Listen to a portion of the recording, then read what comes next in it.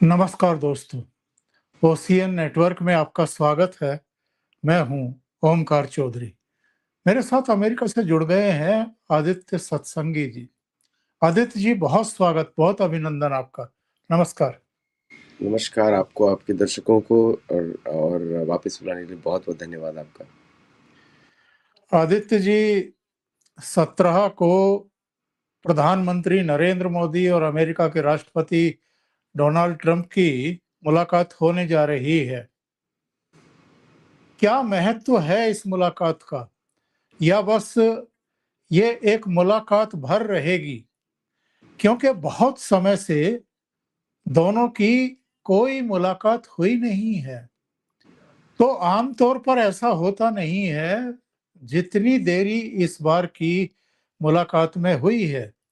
फरवरी 2025 में मोदी जी वॉशिंगटन गए थे, व्हाइट हाउस गए थे, दोनों की मुलाकातें हुई थी और उसके बाद से काफी तल्खियां भारत और यूएस के रिश्तों में देखने को मिली हैं।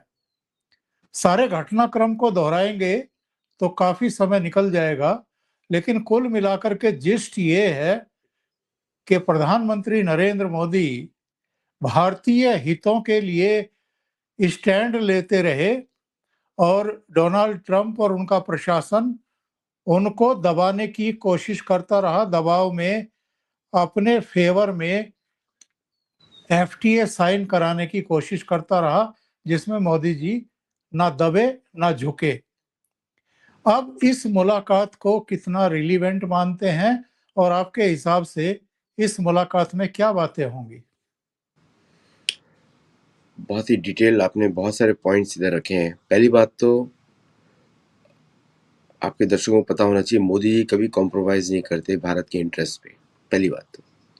दूसरा, जो मोदी जी मीटिंग के बाद करते हैं या उसके पहले करते हैं, that is more important then the meeting itself.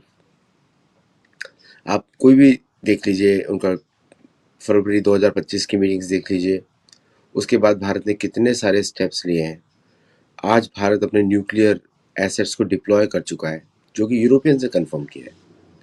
और साथ में ये जो फ्रांस में जो मीटिंग है, ये इटसेल्फ एक बहुत बड़ा लॉस है अमेरिकन डिफेंस इंडस्ट्री के लिए। $35 बिलियन का डील भारत और फ्रांस ने साइन किया है। $35 बिलियन, बहुत बड़ी रकम होती है। और ये इनफ्लो है फ्रांस के लिए, आउटफ्लो नहीं है। दूसरा, अभी गल्फ, ये हॉर्मुज़ स्ट्रेट का जो इंसिडेंट हुआ 3 सेलर्स के मरने का, मुझे ऐसा लगता है कि एक तरीके से भारत, मैं एक्शंस पे देख रहा हूँ ज़्यादातर, नॉट इन द वर्ड्स, एक तरीके से मान चुका है कि उसका सबसे बड़ा जो एडवर्सरी दुनिया में होने वाला है फ्यूचर में, वो अमेरिका होने वाला है। और ये एक लेवल सेट प्लेइंग मीटिंग होगी मेरे हिसाब से, वो इसलिए कि एक्शंस जो है अमेरिका के पिछले 1.5 साल में, वो नहीं दिखाता कि वो एक स्ट्रेटेजिक पार्टनर के एक लेवल पर है एज कम्पेयर टू रशिया और इवन फ्रांस और इवन अदर कंट्रीज ना। तो एक तरीके का स्ट्रेटेजिक कंपटीशन की बात मेरे हिसाब से हो सकती है। उसमें से 2 इश्यूज आते हैं, वो ये डिपेंड करता है ट्रम्प कितना ब्लंट बातें करते हैं। अब जैसे इश्यूज हैं, अभी बीच में एआई का, क्लाउड का, बैंकिंग के एक्सेस उसको रोका गया, नंबर 1। वो भारत के डेवलपर्स के लिए, एआई एप्स डेवलपर्स के लिए बहुत बड़ी बात है। और at the same time French की एआई कंपनीज के साथ भारत इनोवेट करके, भारत का जो एक नया इनिशिएटिव भारत मोदी ने शुरू किया, 1 दिन पहले लॉन्च किया है उसको। That is a big thing, because France भी एआई में बहुत काम कर रहा है, जस्ट अमेरिका ही नहीं कर रहा है। That is a big issue for the Indian entrepreneurs to look somewhere else, not just America. और तीसरा, मुझे ऐसा लगता है कि हॉर्मुज़ स्ट्रेट का जो भी अभी तक आउटकम हम देख रहे हैं हॉर्मुज़ स्ट्रेट में, उसमें एक भारत का बड़ा योगदान रहा है। उसमें 3 सेलर्स को मारना, भारत के, वो हत्या की गई bye American navy, became a big turning point. और ये एक तरीके से लग गया कि अब भारत कोऑपरेट नहीं करेगा, इवन दो भारत इस एरिया का जो एमसीसी है, कम्युनिकेशन से कंट्रोल करता है पूरे इंडियन ओशन रीजन का। तो एक्शंस क्या दिख रहे हैं आपको कि वहाँ पे कुछ जो लियाज़न ऑफिसर्स हैं जो बहरीन बेस से काम करते हैं, वो उसमें भारतीय लियाज़न ऑफिसर्स भी होते हैं वहाँ पर। और वो जो इशू है बहरीन का और होर्मुज़ स्ट्रेट का, वहाँ पे आप देखेंगे ए डाउनग्रेडिंग ऑफ इंडिया स्टैंस। मेरे को ऐसा लगता है क्योंकि कहीं ना कहीं ये भारतीय नेवी के लिए इंसल्ट हो गया कि उनके रहते रहते कोई भारतीय नागरिकों को मार दे, और वो भी उस टैंकर पे जो चल नहीं रहा है, वहाँ पे रुका हुआ है। So this become a big turning point. Modi ji ये सब बातें शायद नहीं करेंगे in the meeting with Donald Trump, क्योंकि सारे उनके एक्शंस होते हैं behind the doors after the meeting has happened.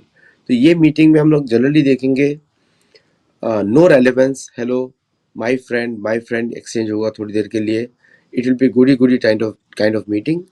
लेकिन भारत के एक्शंस ऑलरेडी चल रहे हैं। अमेरिका के लिए सबसे बड़ा खतरा है FCRA अमेंडमेंट। भारत के लिए जिस तरह H1B वीज़ा का इशू अमेरिकन इशू है, एक्चुअली H1B तो वो इशू करते हैं, बट इट अफेक्ट्स भारतीय, क्योंकि वो वहाँ पे ट्रैवल करते हैं उस वीज़ा पे, और बहुत सारे लोग आने भी वाले हैं वापस। उसी तरह का उससे भी ज़्यादा इंपॉर्टेंट इशू है अमेरिका के लिए FCRA अमेंडमेंट बिल। तो मेरे को लगता है कि स्ट्रेटेजिक पैरिटी भारत ने मेंटेन करके रखी है, और ये इस मीटिंग में मोस्टली सोशल इंटरेक्शन आप ज़्यादा देखने वाले, मेरे इसको ऐसा लगता है।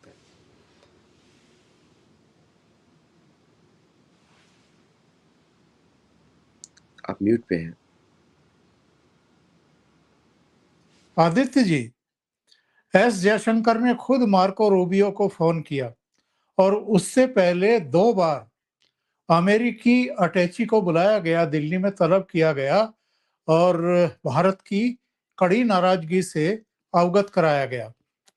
मार्को रूबियो से एस जयशंकर साहब ने इस घटना पर न केवल कड़ा विरोध जताया, बल्कि ये कहा कि ये एक्सेप्ट नहीं किया जाएगा कि शिप्स को निशाना बनाया जाए और लोगों की जान ले ली जाए। तो इस पर जो पलट करके मार्को रूबियो की तरफ से जवाब आया है, उसको कोई बहुत सकारात्मक नहीं कहा जा सकता। उन्होंने कहा कि अपने जहाज के कैप्टन से, नाविकों से बोलिए कि जब उनको दिशा निर्देश दिए जा रहे हों तो वो उस पर अमल करें, यानी उनकी अनदेखी ना करें। इस तरह की बहानेबाजी करना या इस तरह की उल्टी नसीहत देने की कोशिश करना, इसके हम मैसेज क्या समझें ब्रॉड वे में अमेरिका की तरफ से? तो ये पहली बात तो आपको मार्को रूबियो का बैकग्राउंड पता करना पड़ेगा। मार्को रूबियो एक हिस्पैनिक क्यूबन अमेरिकन है, और ये लोग बोलने से पहले सोचते नहीं है। इनकी कल्चरल डेफिशिएंसी आप मान लीजिए इनकी ऐसी है, ये बोलने से पहले कुछ सोचते नहीं। अमेरिका में भी यही हाल होता है इनका। और मार्को रूबियो का तो इतिहास है पॉलिटिक्स में कि बोलने से पहले कुछ सोचते नहीं है।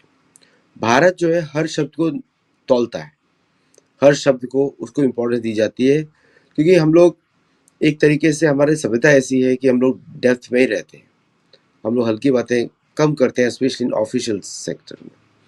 तो ये जयशंकर की उसने जो एडवाइस को इस तरह जवाब दिया है, इट इज़ वेरी अनडिप्लोमेटिक। दिखता है कि उसको डिप्लोमेसी खेलना नहीं आता है, और जयशंकर के सामने वो स्टैंड नहीं कर सकता।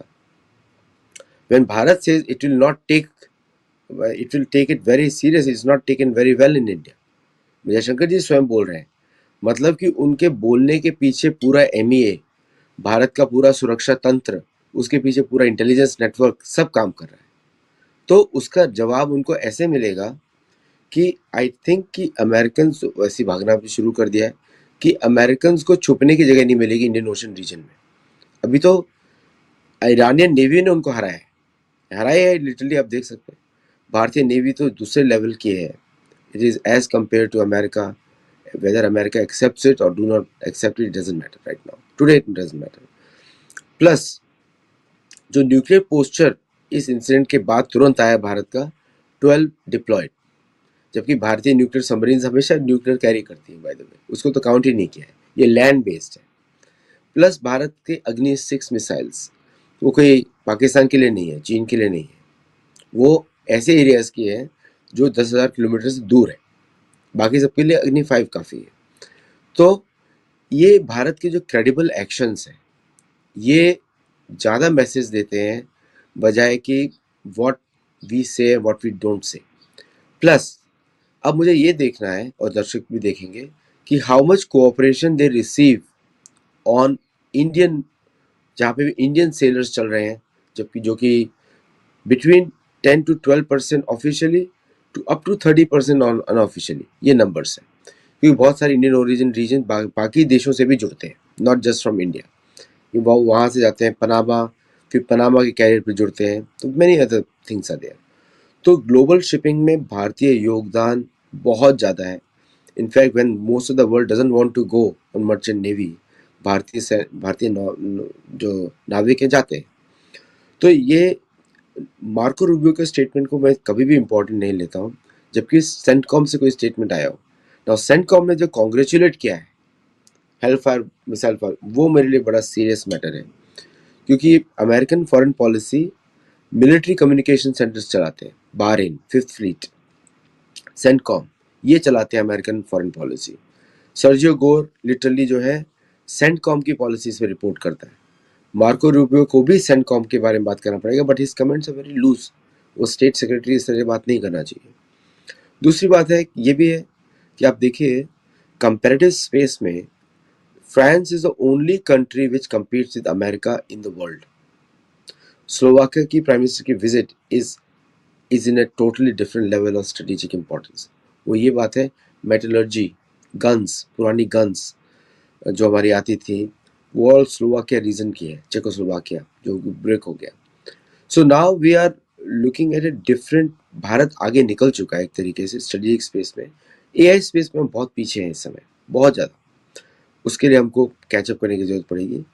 बट जनरली मैं मार्को रूबियो के स्टेटमेंट्स को बिल्कुल इंपॉर्टेंस नहीं देता, बिकॉज ये बोलने से पहले सोचते नहीं है।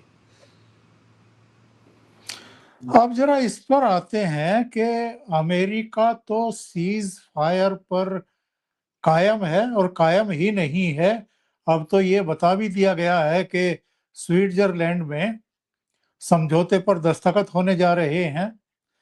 लेकिन इजराइल तो मान नहीं रहा है। तो दो बातें हैं, एक तो जो समझौता होगा उसमें क्या है, किसकी हार किसकी जीत है। नंबर दो, इजराइल क्यों नहीं मान रहा है, वो लगातार हमले कर रहा है। देखिए 14 पॉइंट हैं क्लॉजेज में उस एग्रीमेंट में, 14। नंबर 9 इज इम्पॉर्टेंट, जहाँ पे Iran is not agreeing to stopping enrichment, but वो सिर्फ बम नहीं बनाएगा। और नंबर 14वें क्लॉज में है, Iran still maintains the management rights over Hormuz. 14 लोग क्लॉजेस मैंने रिट्वीट भी किए हैं, तो लोग मेरे चेक कर सकते हैं एक्स हैंडल पे। और जो सबसे शर्मनाक बात है अमेरिका के लिए, कि अमेरिका भी $25 बिलियन इमीडिएटली रिलीज करने वाला है। उसमें से 50% before the agreement, 50% after the agreement, plus America ने एग्री किया $300 बिलियन का रिकंस्ट्रक्शन इन ईरान। ये इंपॉर्टेंट क्लॉजेस है। बाकी सब नॉर्मल है कि शिप यहाँ से हट जाएंगे, जीरो टोल, ये सब चीज़ें नॉर्मल है। बट बेसिक थिंग्स ईरान ने उसको डिक्लेयर उसने कर रखा हुआ है। हॉर्मुज स्ट्रेट वाला जो, इसको चेस मूव बोलूँगा, ऐसा था ईरान का कि उसके आगे कोई और चारा नहीं है, कोई और चारा नहीं, किसी के लिए भी नहीं, कोई भी नेवी उसको तोड़ नहीं सकती। You navy can not fight A fortified ground based, चाहे वो अमेरिकी नेवी भी हो, वो नहीं कर सकती। लेकिन और प्लस लैंड साइड तो इनको एक्सेस ही नहीं है, कहीं से भी नहीं घुस सकते, कर्ड से भी नहीं घुस सकते, टर्की की तरफ से भी नहीं घुस सकते। सब ट्राई कर रहे हैं अमेरिकन, सब कुछ ट्राई कर रहे हैं। आप देखेंगे साउथ वेस्टर्न ईरान से भी घुसने की कोशिश करी थी, वो भी फेल हो गया, प्लेन चला गया नीचे, and they had to be rescued later on. वो सब इंसिडेंट्स हम देख चुके हैं। प्लस हैवी बम्बार्डमेंट, अब ये बम्बार्डमेंट की जब रिपोर्ट्स आएंगी बाहर, दुनिया विल बी शॉक्ड क्या क्या अमेरिका ने नहीं यूज़ किया। तो पूरी अमेरिका की जितनी ताकत थी पिछले 300 साल की, उसको यूज़ किया गया इधर, एक्सेप्ट न्यूक्लियर वेपन्स। और मुझे वो भी शक होगा कि डिप्लीटेड न्यूक्लियर वेपन्स कहीं यूज़ ना किए हुए, डिप्लीटेड वॉरहेड्स जो अमेरिका बहुत यूज़ करता है। वियतनाम में भी यूज़ किया था उसने, इराक में भी यूज़ किया था, अफगानिस्तान में भी यूज़ किया था। तो we'll have to see what happens there. But $300 billion पे करने के बाद, 25 बिलियन टेक पे करने के बाद, I think Iran has literally one on the paper also, मेरे को लग रहा है। और अमेरिका के लिए वही वाला एग्जिट हो गया जो वियतनाम था, अफगानिस्तान था, पर only thing it is on paper, क्योंकि लैंड पे पहुंच ही नहीं पाए लोग। और इजराइल जो मान नहीं रहा उनका दिल कि जो अमेरिका कह रहा है चलो उसको एक्सेप्ट कर लिया जाए, युद्ध रोक दिया जाए, वो तो नहीं रोक रहा है। इसकी क्या वजह है? इसराइल क्यों रोकेगा? क्यों रोकेगा? अगर उसको इसराइल का प्लान इज इसराइल का प्लान, और पहली बार ऐसा हो रहा है कि Israel doesn't trust America, Israel trust India more. और इसराइल के पास इतने फाइनेंशियल रिसोर्सेज हैं from Europe and from America also, private donations, कि उसको जरूरत नहीं है इस युद्ध को रोकने की। What it lacks is the American infrastructure. वो तो उसने ऑलरेडी देख लिया कि अमेरिकन इंफ्रास्ट्रक्चर जा चुका है। आपको आइडिया होगा कि बहरीन के थोड़ा सा बाहर एक छोटा सा द्वीप है, आइलैंड है, उस पर एक American radar, I think AN-32 FPS ऐसे करके लगा हुआ था। वो बाकी सब रडार्स की तो हम लोगों ने बात करी है, बाकी बेसिस पे, कुवैत पे। This radar was very important, this was the eyes of American forces in the region. ये अक्रॉस द गल्फ देखता है, और उसको डिस्ट्रॉय किया ईरान ने, बाकी सारे रडार से डिस्ट्रॉय किए। अगर अमेरिका इधर बिल्ड करना चाहता है, अमेरिका को वापस $200 बिलियन डालना पड़ेगा। क्या अमेरिका पैसे इतने खर्च करना चाहेगा? बिकॉज वो जर्मनी से भी विड्रॉ की बात कर रहा है। They don't have the money to spend that much over there. तो मुझे लगता है कि अमेरिका का जो लास्ट अटेम्प्ट था अब्राहम अकॉर्ड स्थापित करके इनके बीच में दोस्ती करके निकल जाओ, दैट इज ऑल्सो फेल्ड। ये वाला इंसिडेंट इजराइल एक्सेप्ट ही नहीं करेगा, because Iran, Lebanon is out of the discussion right now. Iran ने उस पर क्या बोला, स्टेटमेंट एग्जैक्टली ये है कि लेबनान पर जो जो ईरान के ग्रुप्स हैं, they will be unaffected by this agreement. मतलब अमेरिका जा रहा है, लेकिन वो एक ऐसा इशू छोड़ के जा रहा है लेबनान वाला, इट विल कीप बर्निंग। तो ये चलता रहेगा। मुझे नहीं लगता Iran is going to stop, और Hezbollah is going to stop, because Hezbollah is unofficial army of Iran. तो इसलिए नॉर्थ लेबनान में, साउथ लेबनान में इजरायली ऑपरेशंस रुकेंगे नहीं, because of just the nature of topography और उनका प्लान्स। मुझे नहीं लगता रुकेंगे। तो America, Israel doesn't care of America. उन्होंने यही बीवी ने स्टेटमेंट दिया है, बीवी नेतन्याहू ने, कि हम लोग अपनी सॉवरेंटी के साथ खुद डिसाइड करेंगे, उन्होंने बोला है। और वो अकेले नहीं दे सकते, उनके पीछे ब्रिटिश मुनार्क होगा, उनके पीछे यूरोपियन कैपिटल्स होंगी, उनके पीछे जर्मनी होगा, और अमेरिका भी होगा। बाय द वे, जो ट्रम्प बोल रहे हैं वो ट्रम्प एडमिनिस्ट्रेशन की बातें हैं, लेकिन डेमोक्रेट्स, रिपब्लिकन यूनानिमस है इसराइल को सपोर्ट के। तो मुझे लगता नहीं कि इसराइल वाला इशू सॉल्व होगा। ये तो अमेरिका बाहर भागना चाहता है, because that's only way to go out. और क्या इसलिए भागना चाहता है कि अब उसको विक्टम पॉल्स का भी सामना करना है? पोल्स का इफेक्ट अमेरिका के वॉर्स पे कोई पड़ता ही नहीं है, क्योंकि अमेरिकन जो डेमोक्रेसी है उसमें leadership is all in all. लोगों की व्यूज का कोई इंपॉर्टेंस नहीं है। अगर देखा जाए तो अब वियतनाम वॉर देख लीजिए, कितना अपोजिशन के बाद भी वियतनाम वॉर किया उन्होंने। पब्लिक का ओपिनियन तो अगेंस्ट एनी वॉर है अमेरिका में। पब्लिक तो only 29% of American support Iran war, 29% only. तो पब्लिक के बारे में कौन सुनता है यहाँ पे लोग? तो वो जो भारत में डेमोक्रेसी में कंपेयर करते हैं, अमेरिका में उस तरह का सिस्टम ही नहीं है, ओलिगार्की है। तो यहाँ पे एज लॉन्ग एज तेल कंपनी के इंटरेस्ट सिक्योर होंगे, नोबडी केयर्स। तो मुझे नहीं लगता कि ट्रम्प को कोई इसमें वो पड़ेगा कि मिड टर्म पोल मैंने आपको बताया था कि मुझे लगता है कि वो ही डू वेरी वेल अगेंस्ट जो भी बोल रहा है कि हारेंगे। मेरे हिसाब से मुझे लगता है अच्छा करेंगे वो। मैं भी गलत हो सकता हूँ क्योंकि I am not a psephologist, पर मुझे लगता है अच्छा करेंगे। आदित्य जी, एक बार कार्यक्रम के आखिर में बताइए कि जो ट्रम्प और मोदी जी की बातचीत होने वाली है, इससे किसी भी तरह की कोई उम्मीद है, या ये सिर्फ औपचारिक भर बातचीत होने वाली है, या जो तनाव है जो बर्फ है वो पिघलेगा या नहीं पिघलेगा, क्योंकि अमेरिका का जो रुख है कुल मिलाकर के वो अभी भी धमकाने वाला ज्यादा दिखाई दे रहा है, बराबरी की मित्रता वाला दिखाई नहीं दे रहा है। देखिए, मुझे तो लगता है कि ये इससे कुछ माहौल बदलने वाला नहीं है, क्योंकि अमेरिका के सारे एक्शंस अब बिहाइंड द सीन। बंगाल से देख लीजिए, सेंट मार्टिन आइलैंड देख लीजिए, म्यांमार देख लीजिए, नॉर्दर्न म्यांमार। क्या प्रधानमंत्री मोदी को सब मालूम नहीं होगा? उनको सब मालूम होगा। He will be top of the pulse उधर। भारत के बड़े बड़े डिपार्टमेंट्स देख रहे हैं। तो actions on the ground is different than Trump's view point on India. और भारत एक व्यक्ति के व्यू पॉइंट में नहीं चलता है, और मोदी जी को भी उनकी भी पॉपुलैरिटी पे अफेक्ट पड़ेगा अगर यहाँ पे कुछ भारत में गलत इन्फॉर्मेशन पहुंचता है लोगों के सामने, वीकनेस दिखाई देगी। तो मुझे लगता है कि ये जो मीटिंग है ये एक तरीके की औपचारिकता वाली मीटिंग है, और दूसरे तरीके की भारत कुछ हार्ड कम्युनिकेट कर सकता है, very hard in personal communication. तो और Modi ji behind the scene जो बात करते हैं that is much more tougher.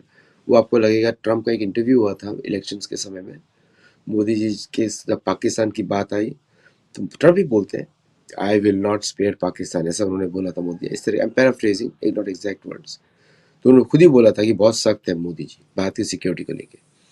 तो कॉम्प्रोमाइज तो कहीं होने वाला नहीं है, क्योंकि मिलिट्री एक्शन से आपको पता लग जाता है कि भारत का स्टैंड हार्डन हो चुका है। 12 न्यूक्लियर बॉम्ब डिप्लॉय करना, अब कौन सी मिसाइल पे गए किसी को पता नहीं। पाकिस्तान तो डेफिनेटली नॉट ए टारगेट, क्योंकि पाकिस्तान के लिए भारत को उसकी भी जरूरत नहीं है।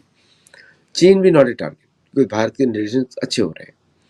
चाहे जो भी, देखिए सारी इंटेलिजेंस गेम खेलती है, हम भी खेलते हैं, वो भी खेलते हैं, भारत भी खेलता है, सब लोग खेलते हैं। तो टारगेट तो कोई और है, यूरोप नहीं हो सकता। अब दर्शक आपके लगा ले अनुमान, मैंने इसका एक्सक्लूड किया है। यूरोप इसलिए नहीं हो सकता क्योंकि अग्नि 5 तो ऑलरेडी ऑपरेशनल है, तो यूरोप के लिए अग्नि 5 की जरूरत है। तो 6 ऑपरेशनल होना विद MRV, मतलब किसी को नोटिस दिया गया है कि भाई डोंट प्ले गेम्स। वो अब देखेंगे कि इंडियन नेवी के एक्शंस क्या होते हैं, तो उससे आपको पता लगेगा मोदी जी ने क्या बातचीत करी। एग्जैक्ट बातचीत किसी के सामने बाहर नहीं आने वाली, वो वही आएगा जो पब्लिक में रिजल्ट दिया जाएगा। और ये अच्छी बात भी है, अगर कोई आपसे बात करना चाहता है आप शांति से बात करिए। युद्ध से पहले अगर कुछ बातें ऐसी हो, बट एक बात तो सत्य है कि अमेरिका भारत को बढ़ने आगे नहीं देगा किसी भी हालत में, और भारत आगे बढ़ के रहेगा किसी भी हालत में।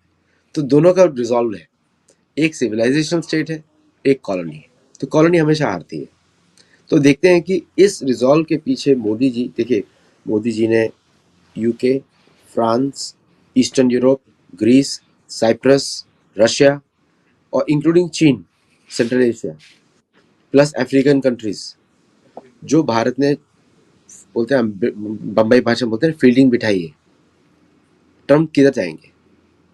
There is no way. South America में भारत है, गयाना, सुरिनाम, चिले, इक्वाडोर, कहाँ जाएंगे? मैक्सिको में नहीं है क्योंकि मैक्सिको कॉलोनी है अमेरिकन, उसको वहाँ पे आप कुछ नहीं कर सकते। 42% मैक्सिकन हेट करते हैं भारतीयों को। सो मोदी जी की फील्डिंग एकदम परफेक्ट है इस समय। कनाडा भी, इंक्लूडिंग कनाडा, जब भी कनाडा और यूएस का कोई पंगा नहीं है, ट्रम्प चाहे कुछ भी बोलते रहे, बॉर्डर्स आर वेरी क्लीन। तो I think Modi ji is going to talk from a position of strength.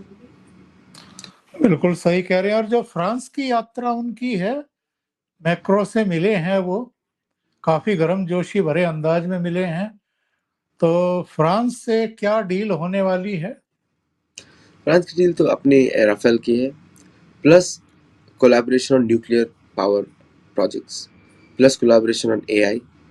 French AI companies, French nuclear power generation company बहुत सोफिस्टिकेटेड है, बहुत पुराने समय से है।